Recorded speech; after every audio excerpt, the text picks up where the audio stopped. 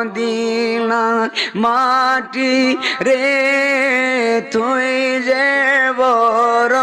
খাটি রে ও মদিনা মাটি তুই যে বড় খাটি রে মারণ বীর কারণে মায়াবী সুরে বলে আমার এর কারণে নবীর কন্যা ও মদিনার মাটি রে তুই রে বড় খাটি রে ও মোদি তুই যে বড় খাটি রে মারণ